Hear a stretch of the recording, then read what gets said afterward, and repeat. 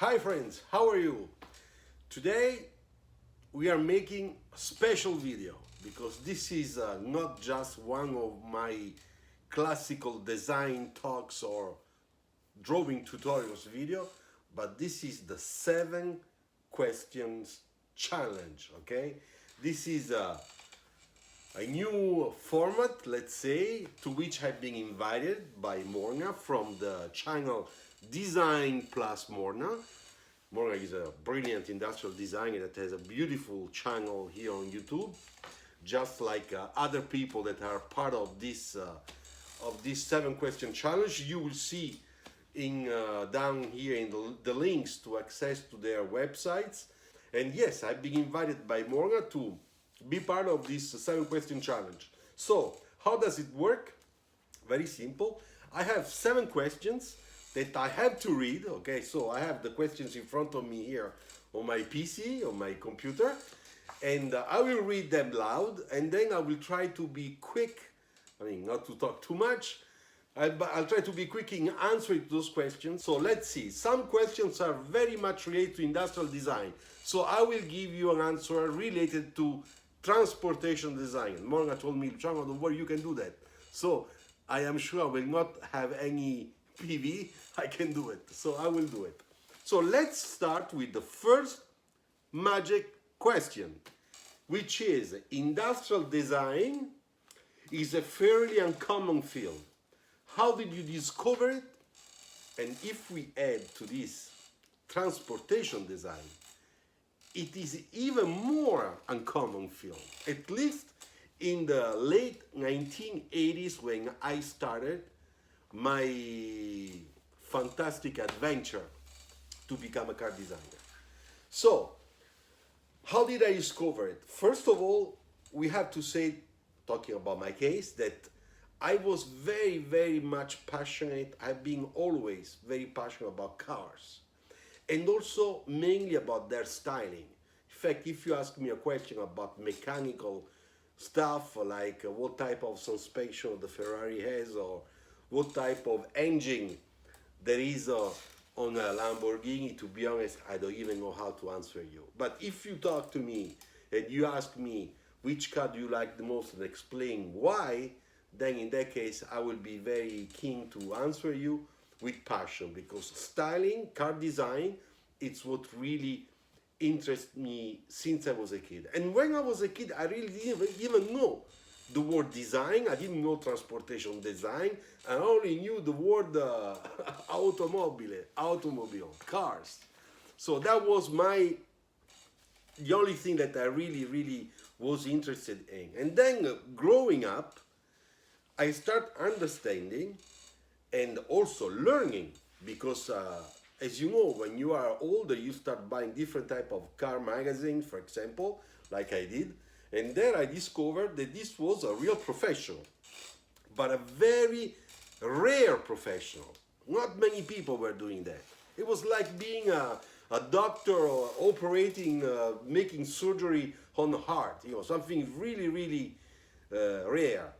So I didn't know how to do to become a car designer, because reading from magazine, special magazine, I understood that I needed a specialized type of school. In Italy, there were engineering design schools, engineering basically, mechanical engineering, and that's something that in which I was not at all interested, because I was interested in design.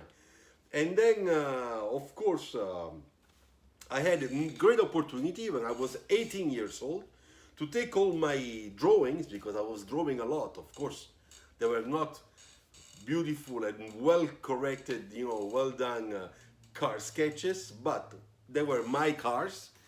And I went with a train, made a long trip from South Italy to the north of Italy, over 1,200 kilometers, to go and meet somebody in Pininfarina design studio that basically made an appointment, and then this meeting, somebody that today is a friend, okay, a little bit older than me, they told me, yes, you have a sort of talent, but to become a car designer, you have to go to this school or the other school. So one was in Europe, that time was Royal College of Art in London, that a lot of people know, of course, very renowned school. And the other one was in California, Art Center. So that's how I discovered really car design, how to become a car designer. That car design was a real professional. There were a lot of people working in that studio and few other studios in Torino, like Giorgetto Giugiaro, for example, with detail design, or Bertone, which are really the 3 or 4, including also Vignale and the other, Zagato, you know, the big names. So at that time there were only 4 in the whole Italy, but it was already starting to become more democratized, let's say, this type of activity. So that's my first answer. Now, question number 2. How do you explain your job to those who don't know about industrial design or car design? That's true, it's very funny. I have to tell you something, that when I was a lot younger, to say, hi, I'm a car designer, using the word car designer, was like a seductive thing. So it was very nice with girls sometimes, because I could already get something like very charming, very different from lots of other, probably more interesting guys than me. So that works really well. But anyway, let's come to serious answer. It's complicated to say I design automobiles, because people say, oh, you do cars, and what do you do?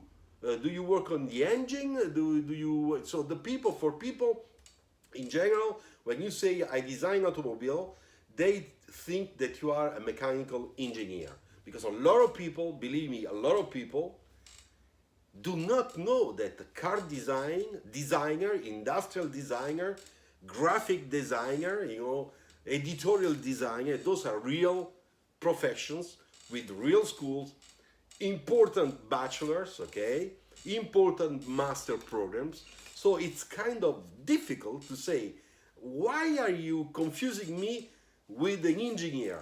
Then you are an architect. And they say, no, not at all. I don't do square stuff, you know, just to exasperate the concept. So I said, no, architects are architects. Engineers are engineers. I am a designer. And then to explain that, I have to explain that basically design, that comes from the word designare, which is a Latin word, expressed already when it was the time of the Latins, the meaning of making a project. And to be a designer, it's the person that tries to put together the beautiful element, the harmony, the emotional element into an object, respecting the human factors or ergonomy, as we want to say, because any object, it's used by human people, and therefore there is the responsibility to make those objects the easiest to be manipulated and the better, for a better use, okay, for the people. Okay, so it's like a mission, let's say. And then their cost and technology efficiency compared to that type of product. And the same thing is for cars. So when you put all those 3 things together, you say that the designer is the one, or she is the one, that makes a perfect synthesis, okay, around all this, to put everything together, to confectionate the product. That's how I try to explain what it is, the role of an industrial designer or a car designer. For car design, it's the same thing. We have the request from product planning that explains the briefing, why we have to do a car like that. Then we have engineer that tells us how we should make it considering the cost and the budget. Then we have the ergonomy, human factors people that explain to us what rules we have to respect. And then us as designers, we design around all those hard points, all those elements, okay, that are very important, the right car. Okay, so that's for the number 2 question. Number 3, what inspiration have developed your ID style? But in my case, of course, the beautiful Italian car design from the 60s, the 70s, early 80s. Okay, today is a little bit different. After 80s, I think there was a there was a big change. Okay, in the Italian design world. Okay, today it's coming back, and I'm very happy about that. But let's say that between the late 50s until the late 70s, there are beautiful cars that really made me dream, and that was very, very catchy psychologically on me to stimulate my passion and what I think is also my talent. Okay, so which company would you love to design a product for? Well, if I had to choose to design a car, a lot of people say Ferrari. No, I'm sorry. I like much more Lamborghini. Not too much the latest Lamborghini, okay? But a lot more the Lamborghini of a few years ago. I think Lamborghini in the sports car, it's probably a really huge dream, but because I am also a designer with the feet on the ground, sometimes too much, I think that probably the best thing would be, I don't know, to redesign a fantastic FCA Fiat brand car or Alfa Romeo, to make sure that this time it could be really a super successful car, especially for Alfa Romeo, sold all over. Okay, so that's the answer. Now, what is your go-to industrial design program and why? Okay, this is a tricky question. As I said at the beginning, I had a very, very strong passion. So this is only motivated by a strong passion for sketching cars since I was a kid, and I really wanted to go to do this work even without knowing what it was. So, as I explained before, with the time I learned about that, and then I could, with the strong help of my parents, okay, I could be directed to the right path after the Pininfarina meeting many years ago, so that I knew which school to attend, and all the long 6 years spent in the United States, in California, especially in Pasadena. I did 1 year in San Francisco for English language, to learn the language, because I was not speaking English at all. And after the first year, I moved to Pasadena, where I did college and then university at the Art Center College of Design in Pasadena, the mythical ACCD. Okay, another question. What do you dislike most about industrial design or car design? What I dislike is two things. I don't believe one-man show. I don't. Anyway, what I want to say is that basically, even if you can be a leader, in reality it's a big teamwork. So this is the first thing when I see some designers today that say, I did everything, and they always say, I did, I asked, I decided. It's not true, believe me, unless you work on your own with nobody else. This is a teamwork, especially in big companies, cannot be otherwise. Okay. And the second thing that I don't like is that sometimes I think that design schools that prepare young students for design, to become designers, don't pay too much attention, like it was in my time, too much attention to the real quality of the work that students make, the effort they make, and the real talent they have.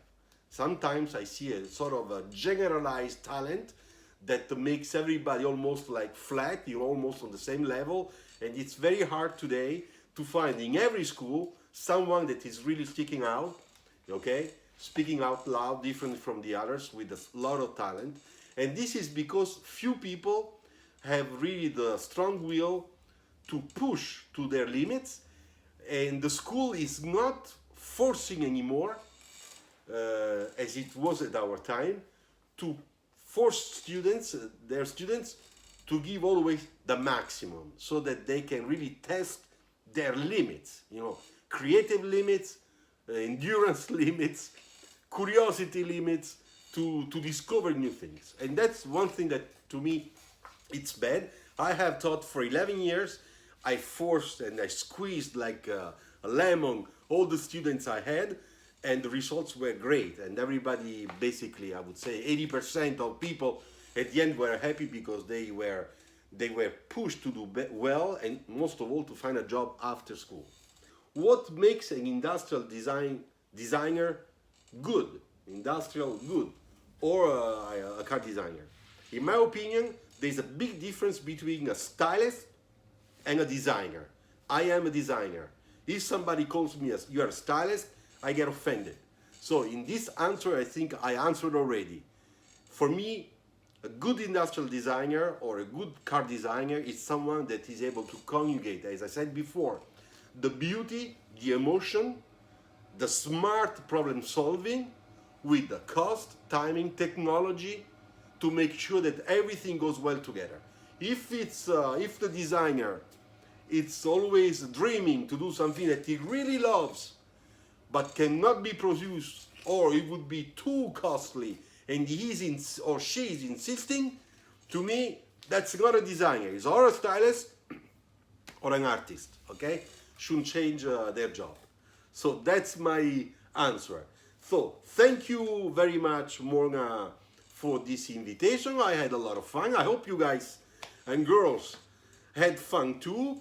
Go and check, please, the links of my colleagues that were so kind to invite me here today for this 7-question challenge. And keep on following this channel. And if you don't know me, subscribe. You'll be surprised. You'll be happy.